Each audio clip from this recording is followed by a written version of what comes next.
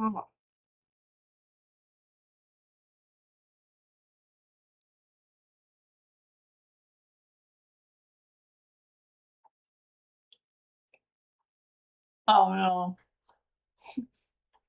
Oh no. Wait, why is my microphone catching when it's muted?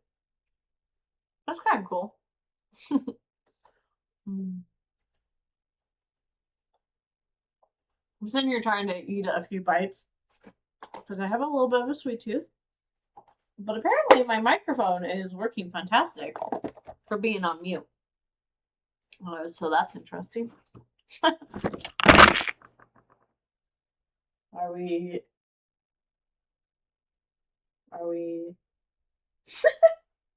I can't mute my microphone anymore? Apparently not. Interesting. Yeah, that's supposed to mute my microphone. It has the little red light. And when you turn it off, that's when it's supposed to work. Put the little red lights on. This is quite fun. This is quite fun. Oh, I knocked everything over. I knocked the camera over, guys. Yeah, so see how I have the red light? That actually means it's supposed to be off on my headset. And this is supposed to be unmuted. And I've literally been talking this whole time. Love it, love it, love it. Also, I was laughing too hard. So I gotta save this first before I go into my chat. Yeah, this is funny. Who knew? Who knew? Who knew? Yeah, so my bed's a mess. My hair's a mess. I look like a mess. But we're doing this anyways.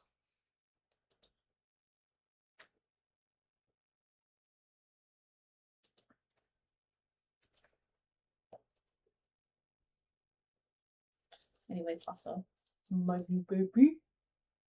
My new baby. Okay, so we are actually reading one of my favorite books from last year. I have not watched the TV show. Hopefully, me and Momo and Manny can watch it at some point. We also have a new book coming out in February or May. Sorry, my gothic romance is coming out in I think and I don't care how I look right now. My back is bothering me.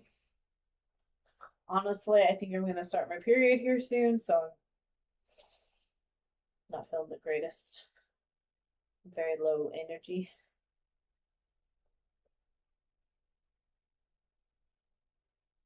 Isn't he cute? Isn't he cute? He's fucking cute. I know. I know. I know.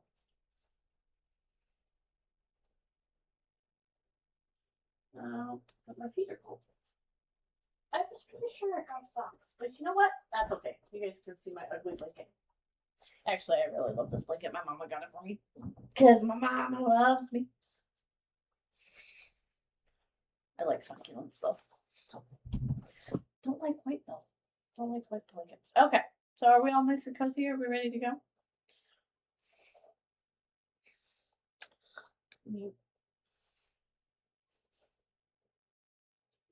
Actually, we are not ready to go.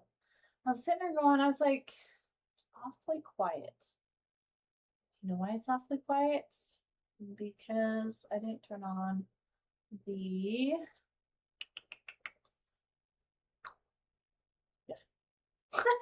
I didn't turn on the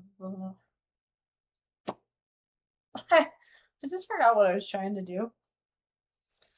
I didn't put my music on. There we go.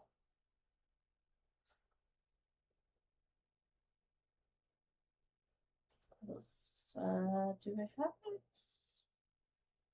No. Okay. Well. I swear I'm a professional sometimes when we do this shit.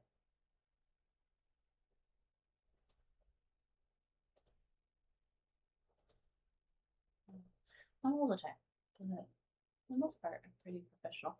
Also, we have new alerts Hopefully, we'll get someone to test them for us.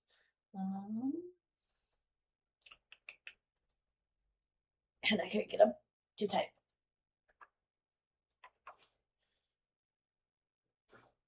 There we go.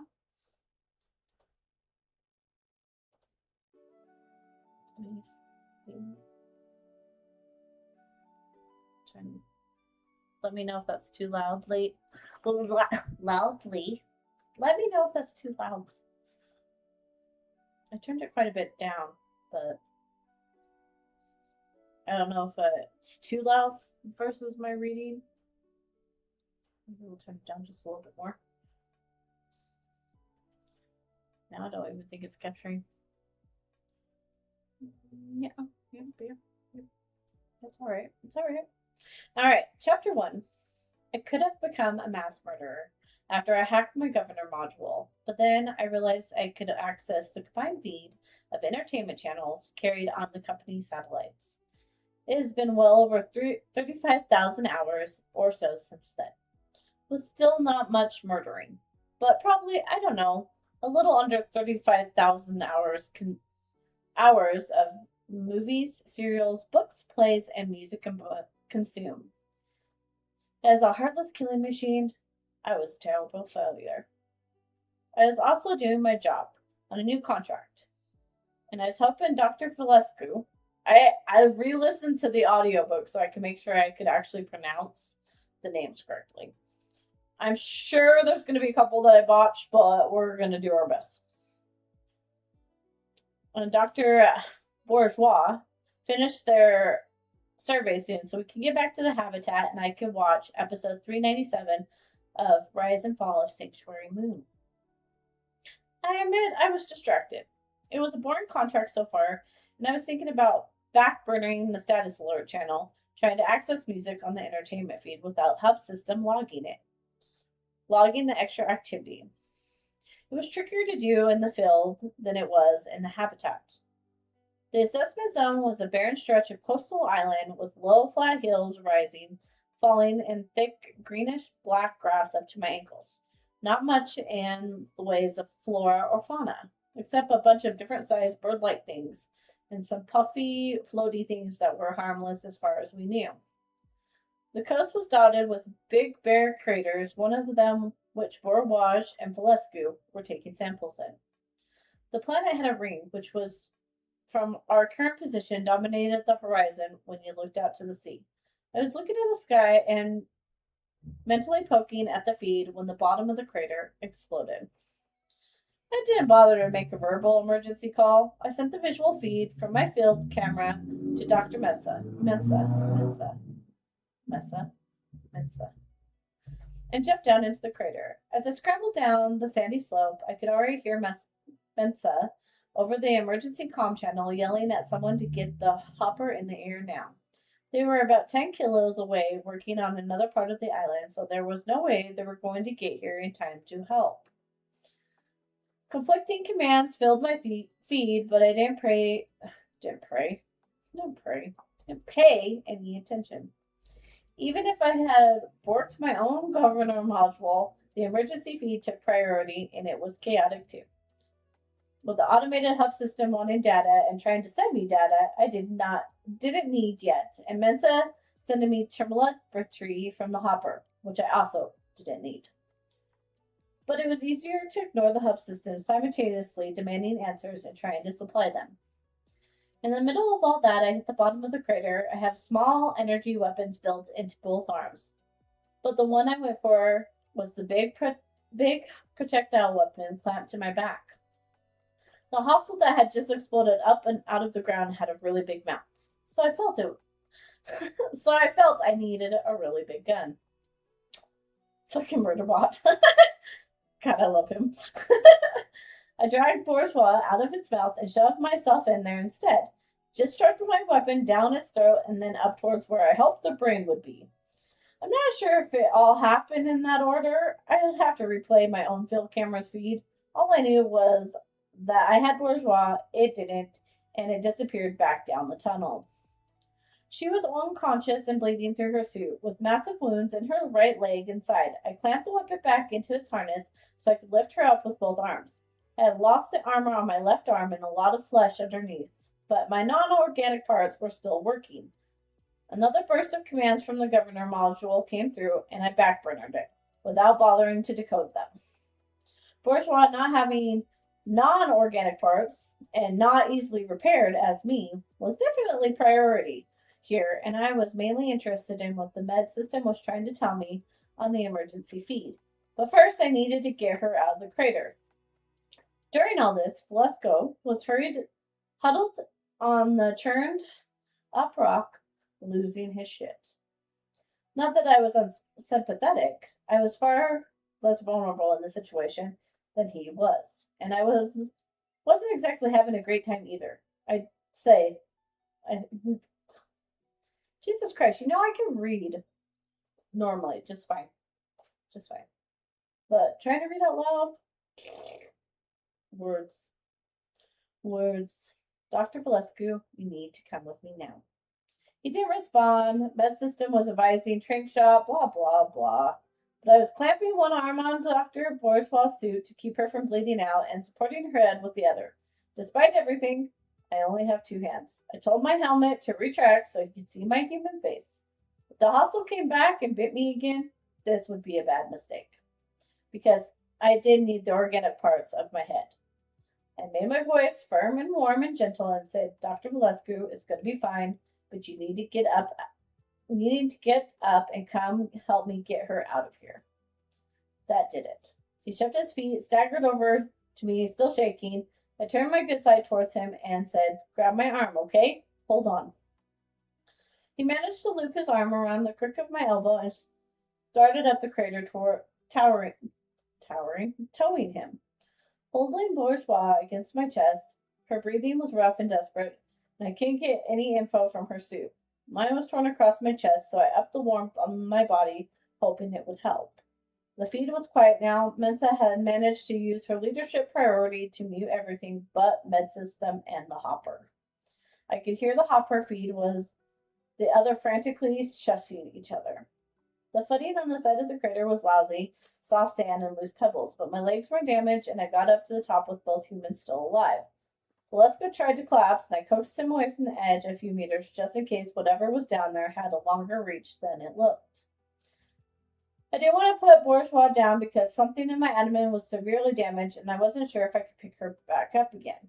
I ran my field camera back a little and saw I got stabbed with a tooth. Or maybe a cilia. Did I mean a cilia? Or was something else? I don't give murder bots decent education modules, or anything except murdering. Even those are cheap versions.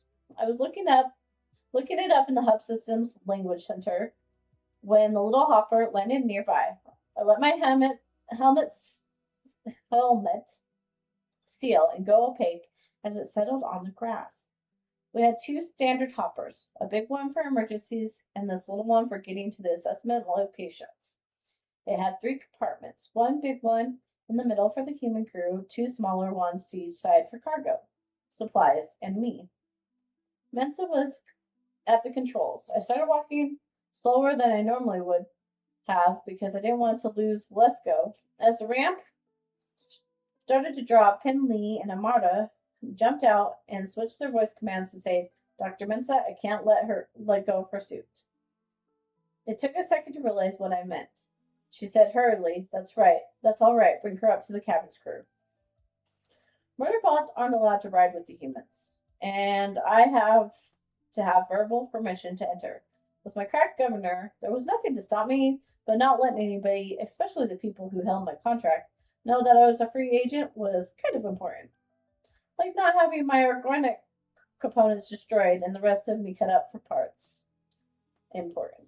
We carried Bourgeois up the ramp into the cabin where Oversee and Rati were frantically unclipping their seats to make room. They had their helmets off and their suit hoods pulled back, so I got to see their horrified expressions when they took in what was left of my upper body through my torn suit. I was glad I had sealed my helmet. This is why I actually like riding with the cargo. Humans and augmented humans in close quarters with murderbots is too awkward. At least it's awkward for the murderbot.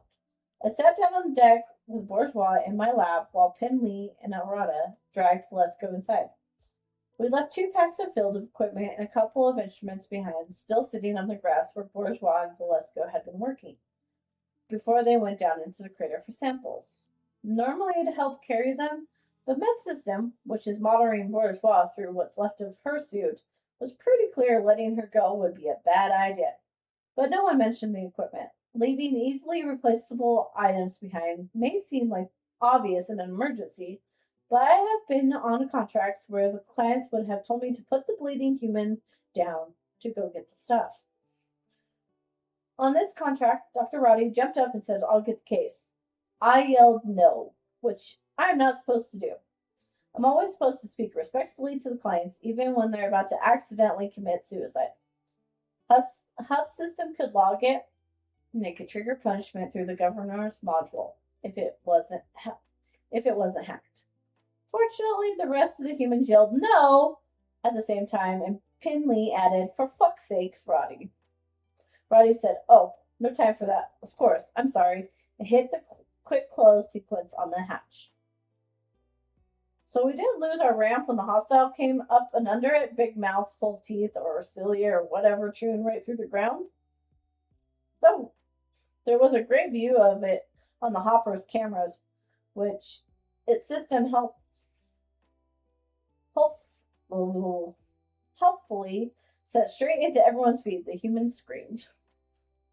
I want to watch this TV show so bad. Momo, Manny, we're gonna have to just watch it. Mensa pushed up into the air so fast and hard I nearly leaned over. Everyone who was on the floor ended up there. In the quiet afterwards, as I gasped a relief, Pinley said, "Roddy, if you get yourself killed, you'd be very cross with me." I know. Roddy slid down the wall a little more and waved weakly at her. "That's an order, Roddy. Don't get yourself killed," Mensa said from the pilot seat. She sounded calm, but I have security priority and I could see her racing heartbeat through the med system. Arata pulled out the emergency medical kit so they could stop the bleeding and try to stabilize Bourgeois, and I tried to be as much like an appliance as possible, clamping the wounds where they told me and using my failing body temperature to try to keep her warm, keeping my head down so I couldn't see them staring at me. Performance reliability at 60% and dropping. Our habitat is a pretty standard model. 7 interconnected domes set down on a relatively flat plain above a narrow river valley with our power and recycling systems connected on one side. We had an environmental system, but no airlocks. The planet's atmosphere was breathable, just not particularly good for humans for long term. I don't know why, because it's one of those things I'm not contractually obligated to care about. Fucking Murderbot. the I don't give a fuck mentality. We picked the location because it's right in the middle of the assessment area. While there are trees scattered through the plain, each one is 15 or meter tall, very skinny with a single layer of spreading canopy, so it's hard for anything approaching to use them as cover. Of course, they didn't take into account something approaching via tunnel. We have security doors on the habitat for safety, but Hub System told me the main one was already open as the hopper landed. Dr. Garothan had lifted the gurney ready to guide it out to us. Overseeing Arata had managed to get Bourgeois stabilized so that I was able to put her down on it and follow the others into the habitat. Cool. I was like, did my microphone finally? No, it's still interesting. Definitely gonna have to look at that later. Well, Young, I don't know where the fuck you're going, but bro, get comfortable. He's so little. I think that's why it makes it so hard to. You have to kind of shove him in your arms. Oh my goodness. Captain's pretty little too, so I should have grabbed Felix. Okay. The humans headed for medical, and I stopped to send the little hopper commands to lock and seal itself. Then I locked the outer doors. Through the security feed, I told the drones to widen our perimeter so I'll have more warning if something big came at us. I also sent some monitors on the seismic sensors to alert me to anomalies just in case the hypothetical something big decided to tunnel in. After I secured the habitat, I went back to what was called our security ready room, which were weapons, ammos, perimeter alarms, drones, and all the other supplies pertaining to security were stored, including me. I shed what's left of the armor on the med systems, a vice, sprayed wound sealant all over my bad side. I wasn't dripping with blood because my arteries and veins still automatically, but it wasn't nice to look at. And it hurt, though the wound still did numb it a little. I had already set an 8-hour security interdiction through the hub system, so nobody could go outside without me, and then set myself off duty. I checked the main feed, but no one was filing any objections to that.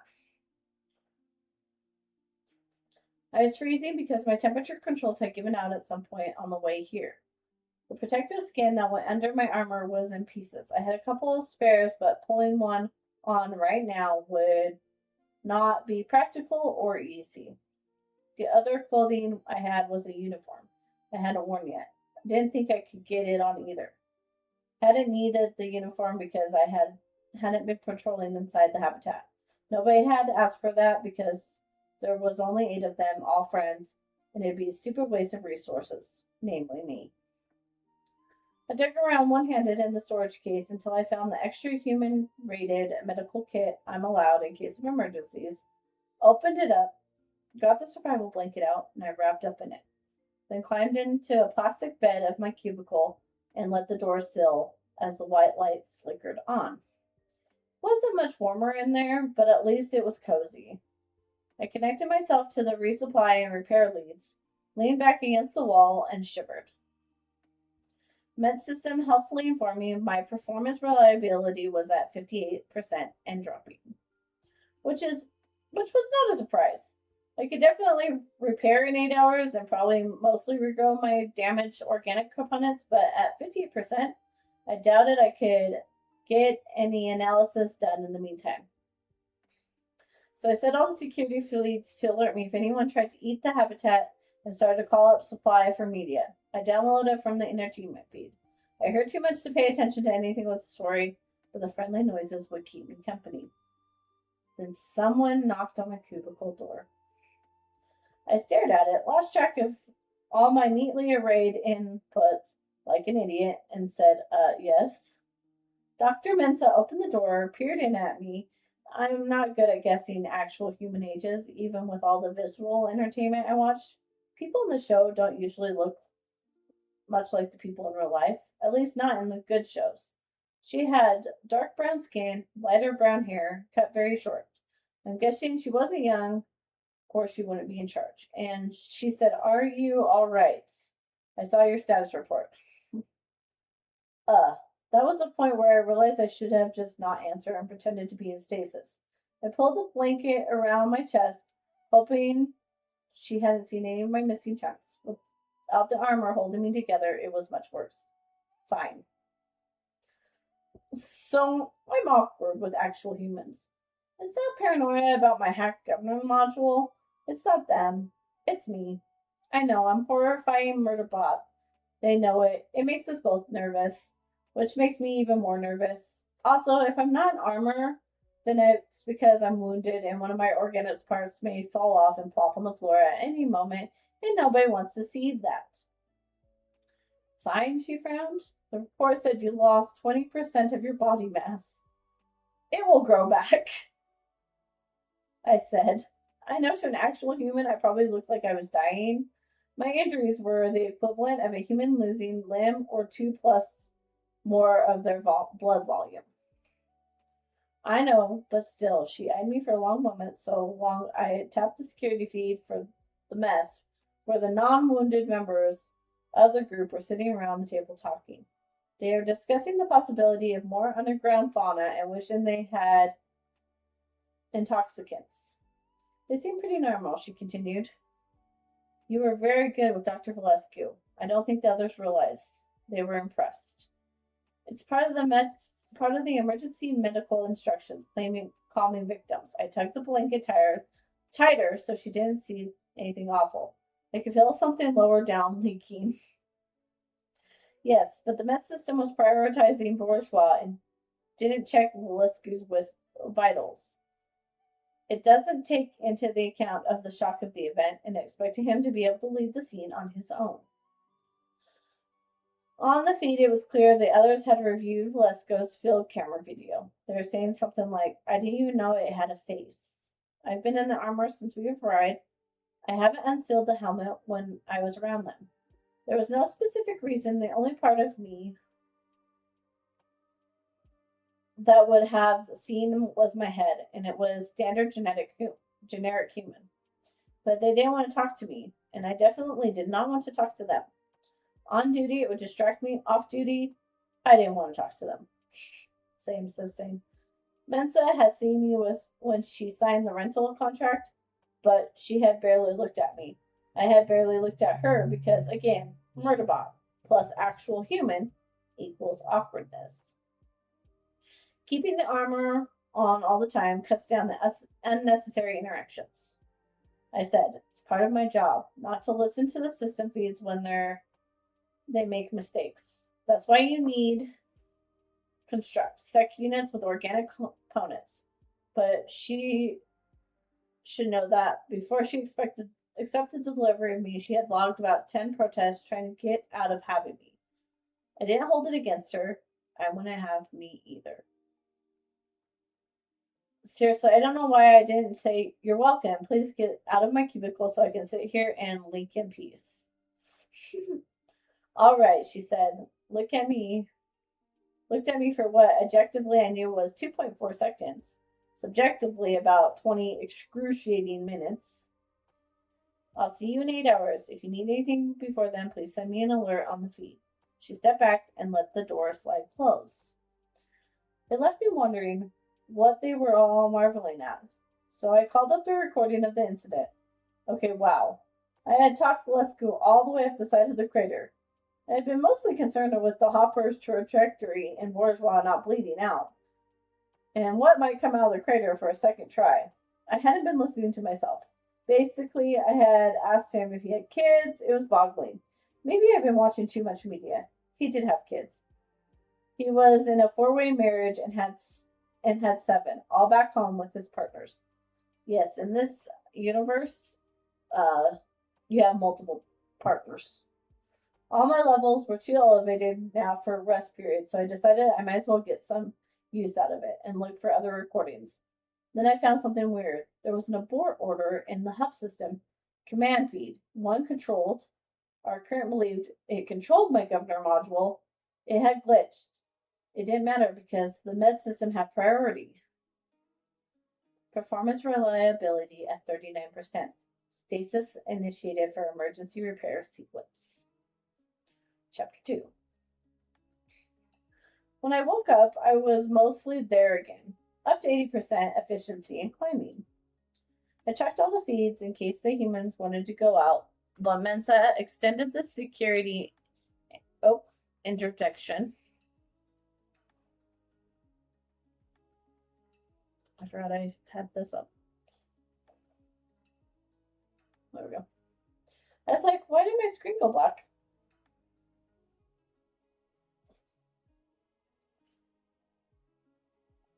Okay. Extended it for another 4 hours, which was a relief since it would give me time to get back up to 98% range. But there was also a notice for me to report to her. That's never happened before. But maybe she wanted to go over the hazard info package and figure out why it hadn't warned us about the underground hospitals. I was wondering a little bit about it myself. Their group was called Preservation Ops, and it had brought an option on this planet's resource. The survey trip was to see if it was worth bidding on the full share. Knowing about things on the planet that might eat them while they're trying to do whatever they're doing what's kind of important. I don't care much about who my clients are or what they're trying to accomplish. I knew the group was from the Freehold planet, but I hadn't bothered to look up Their specifics. Freehold means it's been terraformed and colonized, but aren't affiliated with corporation confederations. Basically, freehold generally means shit show, so I hadn't been expecting much from them. But they were surprisingly easy to work for. I cleaned all the stray fluids off my new skin and then climbed out of the cubicle. That's when I realized I hadn't put the pieces of my armor up. It was all over the floor, covered in my fluids. Bourgeois was. No wonder Mensa had looked into the cubicle. She had probably thought I was dead in there. I put it all back into the slots in the reclaimer for repair. I had an alternate scent, but it was still packed in storage. It would take extra time to pull it out and do diagnostics in the fitting. I hesitated over the uniform, but the security feed would have notified Mensa that I was awake, so I needed to get out there. It was based on standard research group uniforms. It's meant to be comfortable inside the habitat. Knit gray pants, long sleeve t-shirt, and a jacket. Like an exercise clothes humans and augmented humans wore, plus soft shoes. I put them on, tugged the sleeves down over the gun ports on my forearms, and went out into the habitat. I went through 2 interior secure doors to the crew area and found them in the main hub in a huddle around the console looking at one of the hovering displays. They were all there except Bourgeois, who was still in the infirmary, and Velasco, who was sitting there with her. There were mugs and empty meal packets on some of the consoles. I'm not cleaning that up unless I'm given a direct order. Mensa was busy, so I stood and waited. Roddy glanced at me and did a startled double take. I have no idea how to react. This is why I prefer wearing the armor, even inside the habitat where it's unnecessary, could just get in the way. Human clients usually like to pretend I'm a robot. That's much easier in the armor.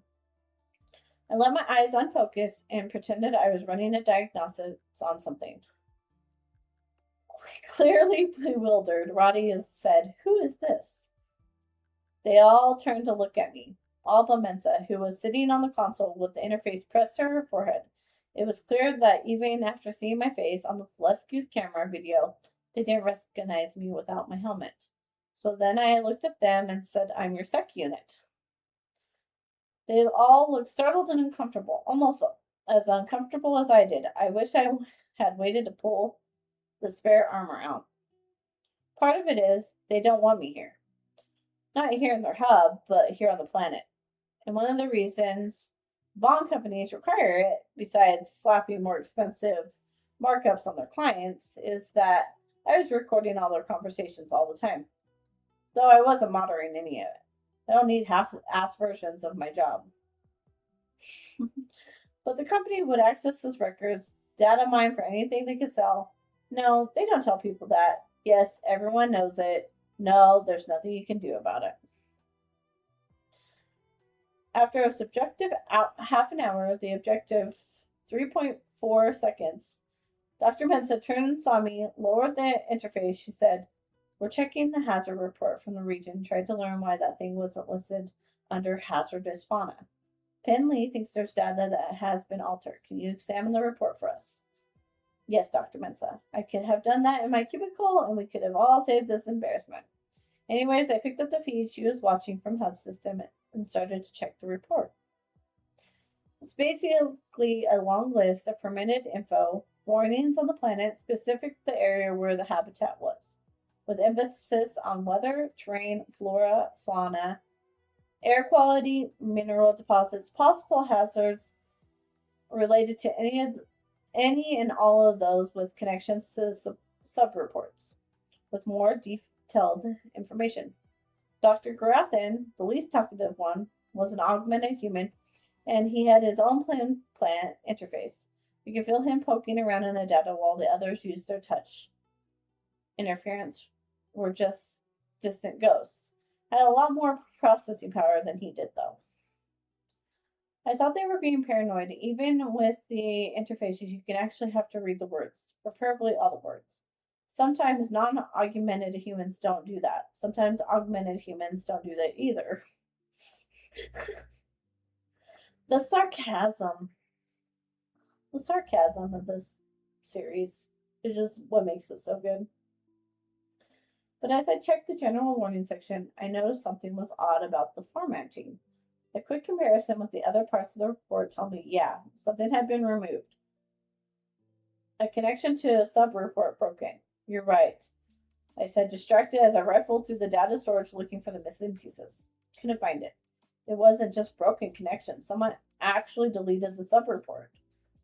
That was supposed to be impossible with this type of planetary survey package. But I guess it wasn't impossible as all that. Something been deleted from the warning in the section on fauna.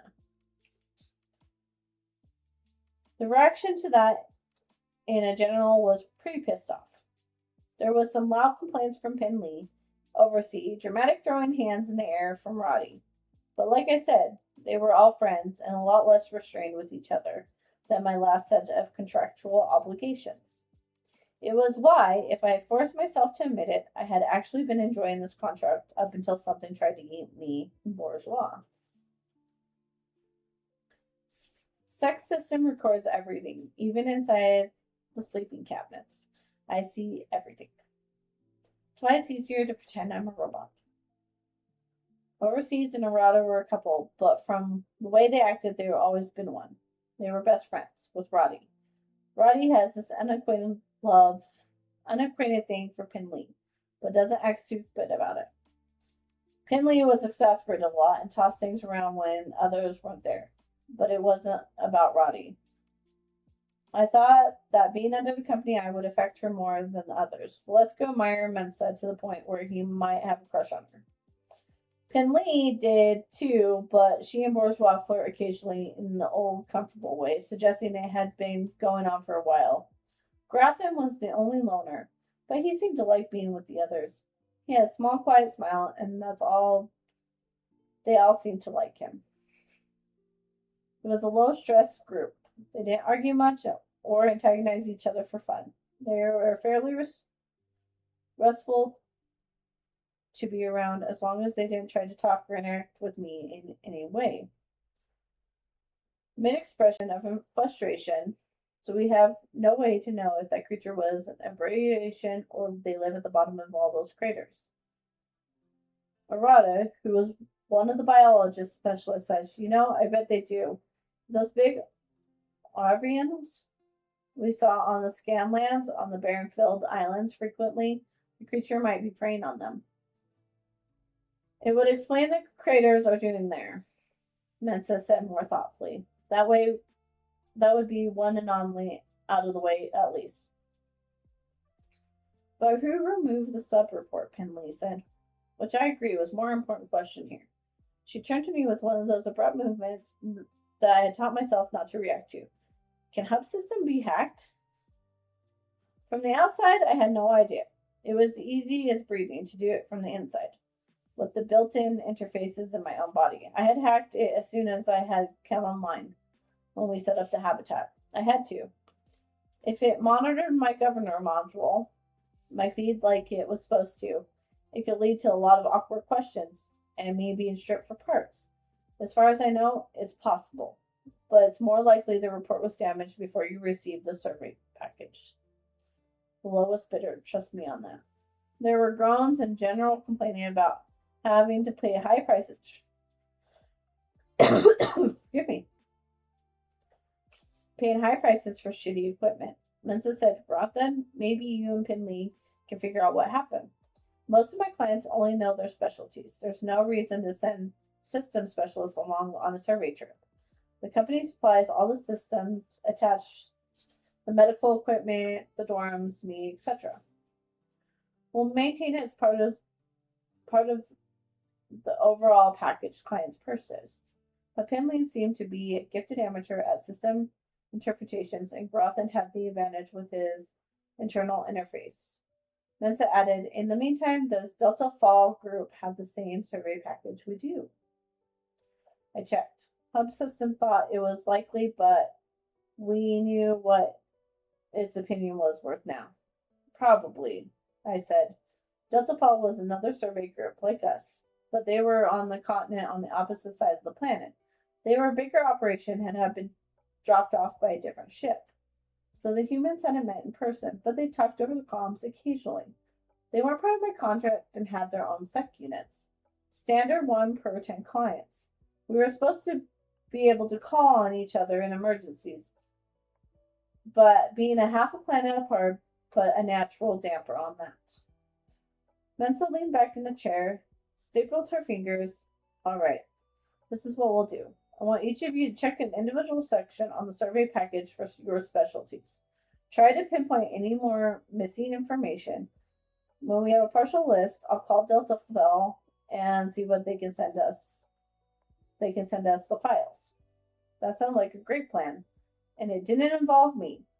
I said, Dr. Mensa, do you need me for anything else? She turned in her chair, faced me. No, I'll call you if I have questions.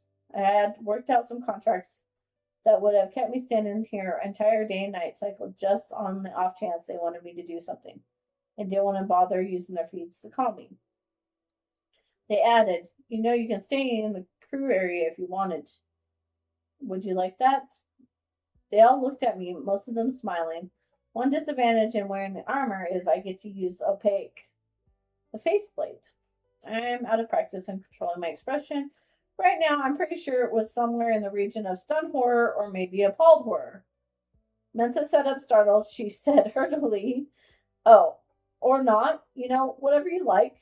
I said, I need to check the perimeter. I managed to turn and leave the crew area in a totally normal way and not like I was fleeing from a bunch of giant hostiles. Freaking love Murderbot, dude.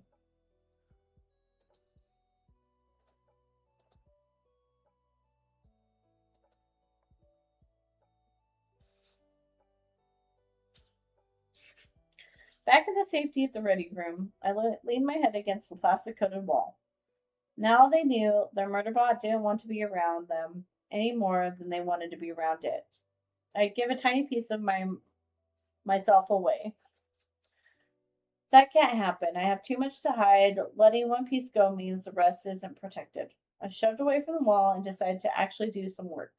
The missing sub report made me a little cautious. Not that there were any directives about it. My education modules were such cheap crap. Most of the useful things I knew about the security I learned from entertainment programming on the entertainment feeds. That's another reason why they have to require these research groups and mining and biology tech companies to rent one of us, or they won't guarantee the bond. We're cheaply produced and we suck. Nobody would hire one of us for non-murdering purposes unless they had to.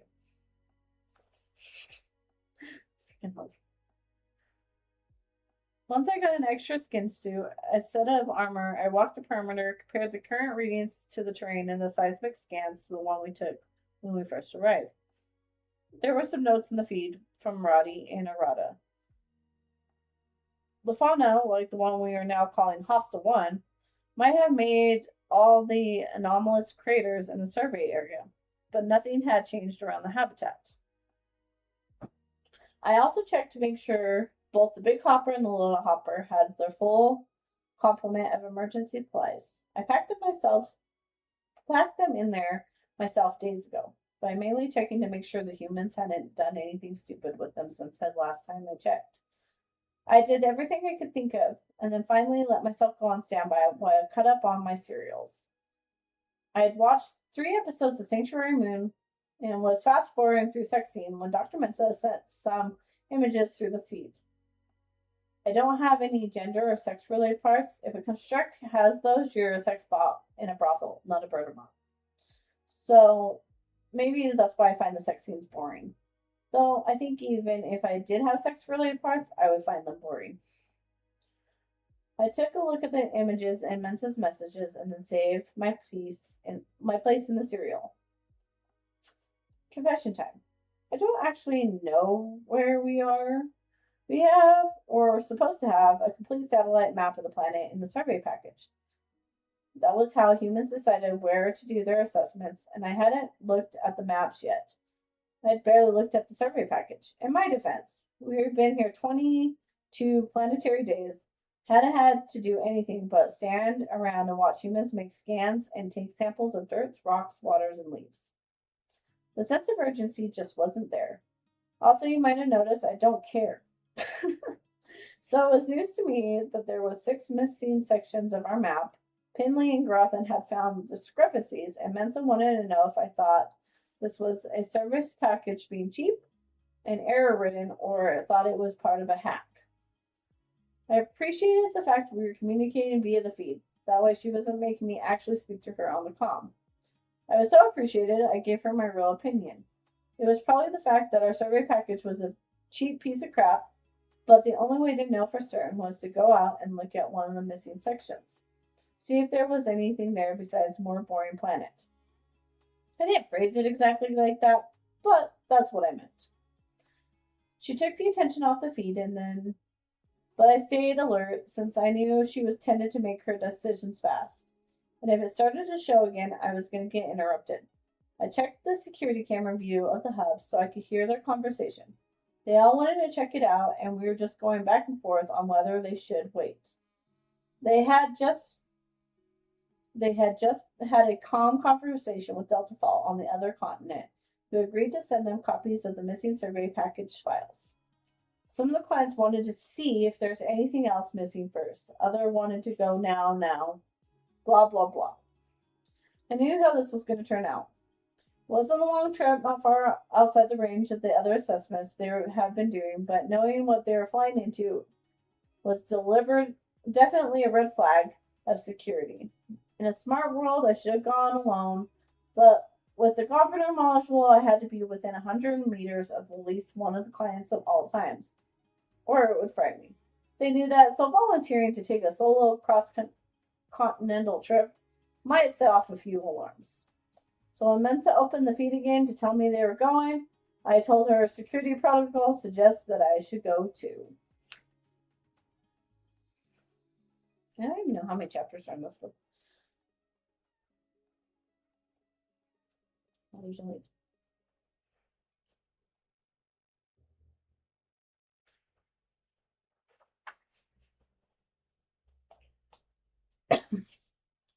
Chapter 3. We got ready to leave the beginning of the day cycle in the morning light. The satellite weather report said it would be a good day for flying and scanning. I checked the med system and saw Bourgeois was awake and talking.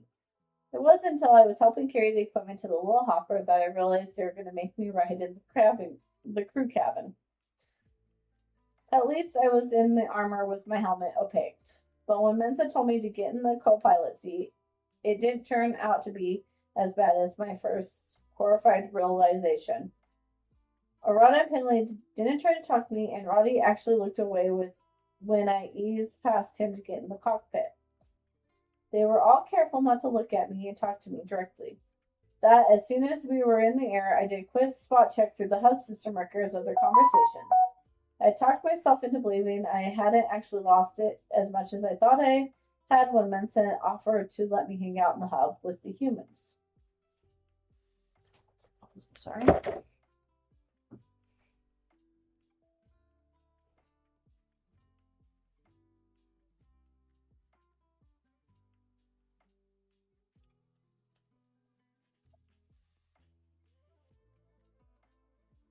The conversation they immediately had after that gave me a sinking sensation as I reviewed it. No, it had been worse than I thought. They talked over all they agreed not to push me any further than I wanted to go. They were all so nice, and it was just excruciating. I was never taking off the helmet again. I can't do even the half-assed version of this stupid job if I have to talk to humans. They were my first clients I had who hadn't had any previous experience with psychic units, so maybe I could have expected this if I had bothered to think about it. Letting them see me without armor had been a huge mistake. At least Mensa and Arata had overruled the ones who wanted to talk to me about it. Yes, talk to Murderbot about its feeling. The idea was so painful I dropped to 97% efficiency. I'd rather climb back into a hostile one's mouth. I worried about it while they looked out the windows at the ring or watched their feeds of the hopper scans and the new senior chatting on the comms with others who were following our progress back to the habitat.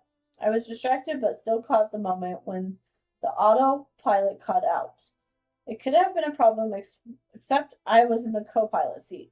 I could have taken over in time, but even if I hadn't been there, it would have turned out okay because Mensa was flying and she never took her hands off the controls. Even though the planetary craft autopilots aren't so sophisticated, as a full bought pilot system, some clients will still engage it and walk into the back or sleep. Mensa didn't. She made sure when the others flew, they followed her rules. She just made some thoughtful grumpy noises, adjusted our course away from the mountains, and the failing autopilot would have slammed into. I had cycled out the horrified that they wanted to talk to me about my feelings, and too grateful when she ordered them not to. As she restarted the autopilot, I pulled the log, sent it to the feed to show her it had cut out due to the hub system glitch. She swore under her breath and shook her head.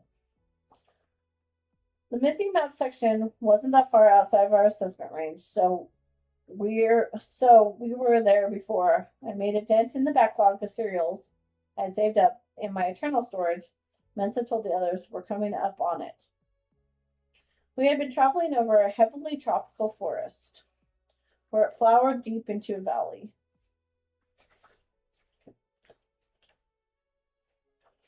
The cabin was quiet. Everyone scanned. Arata was looking at seismic data, bouncing it to the others and back in the habitat through her feed.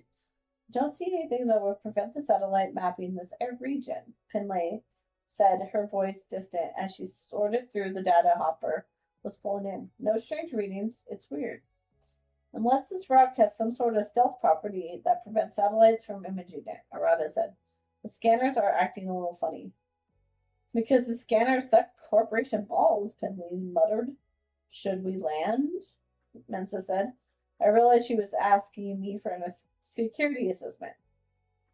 The scans were sort of marking some hazards, but they weren't any different hazards from what we'd run into before. We could, but we know at least one life form here that tunnels through rocks. Arata bounced a little in her seat, like she was impatient to get going. I know we have to be cautious, but I think we'd be safer if we knew whether the blank patches on the satellite scans were accidental or deliberate. That was when I realized they weren't ignoring the possibility of sabotage. I should have realized it earlier when Pinley asked the hub system could be hacked. But humans have been looking at me, and I just wanted to get out of there. Roddy and Pinley seconded her. Mensa made her decision. We'll land and take samples over the comms from the habitat. Bourgeois' voice said, please be careful. She still sounded shaky. Mensa took us down gently. The hopper pads touching on the ground was hardly a thump. I was already up and at the hatch. The humans had their suit helmets on, so I opened the hatch and let the ramp drop. Close up, the rocky patches still looked like grass, mostly black, but with different colors running into each other. This near the ground, the hopper scans was able to confirm the seismic activity was null. But I walked a little bit as if giving anything a chance to attack me. If the humans see me actually doing my job, it helps keep suspicions from forming about my faulty governor module. Mensa climbed down with Arata behind her. They moved around taking more readings with their portable scanners. Then the others got the sample kits out and started chipping off pieces of rock and glass rock, scooping up dirt, bits of plant material. They are murmuring to each other, to the others back at the habitat. They were sending data to the feed, but I wasn't paying attention. It was an odd spot, quiet compared to the other places we had surveyed, with not much bird thing noises, no sign of animal movement. Maybe the rocky patches keep them away. I walked out a little way past a couple lakes, almost expecting to see something under the surface. Dead bodies, maybe? I see plenty of those, and Klaus plenty of those, on past contracts. But this one had been dead body lacking so far. It made for a nice change. Mensa had set up a survey perimeter, marking all the aerial scans that have flagged for hazardous or potential hazardous. I checked on everyone again and saw Arata and Roddy heading directly for one of the hazard markers. I expected them to stop at the perimeter since they had been pretty consistently cautious on the other assessments. I started moving in that direction. They passed the perimeter. I started to run. I sent Mensa a field cam view, used the voice cam to say, Dr. Rada, please stop. You're past the perimeter and nearing a hazard marker. We are? Roddy sounded completely baffled. Fortunately, they both stopped. By the time I got there, they both had their maps up in their feed. I don't understand what's wrong, Rada said. I don't see the hazard markers. She had tagged both their positions on the map, and they were well within the perimeter heading towards the wetland. It took me a second to see what the problem was. Then I superimposed my map, the actual map, over theirs and sent Mensa, shit. Said then to Mensa, shit, she said, was over the comm. Rada, your map's wrong. How did this happen? It's a glitch, Roddy said. He grimaced, studying the plane's face. It wiped all the markers on this side. So that's how I spent the rest of the morning, shooing humans away from hazard markers they couldn't see, while Pinley cursed a lot and tried to get the mapping scanner to work. I'm beginning to think this missing sections are just a mapping error, Roddy said at one point, panting. He had walked into what they called a hot mud pit. I had to pull him out. We were both covered with an acidic mud to the waist. You think so? Pinley answered tiredly. When Mensa told us to head back to the hopper, it was relief all around. We got back to the habitat with no problem, which felt like it was starting to become an unusual occurrence. Humans went to analyze their data. I went to hide in the ready room and check the security feeds, then lie in my cubicle to watch media for a while. I'd just done another perimeter walk and checked the drones when the feed informed me that the hub system had updates from the satellite. There was a package for me. I have a trick where I make hub system think I received it and then just put it into external storage.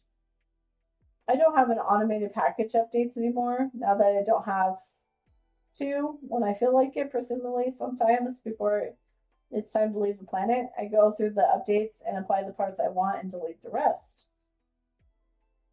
It was a typical boring day, in other words. If Borwaj wasn't still recuperating in medical, you can almost forget what happened. But at the end of the day cycle, Dr. Mensa called me again and said, I think I have a problem. We cannot contact Delta Follow Group. Dun dun dun. Alright. So we'll leave it there. Because apparently I can't quit coughing. Maybe if I can reach my bookmark. I got my Jingbin bookmark. My camera's a little fuzzy, but that's okay.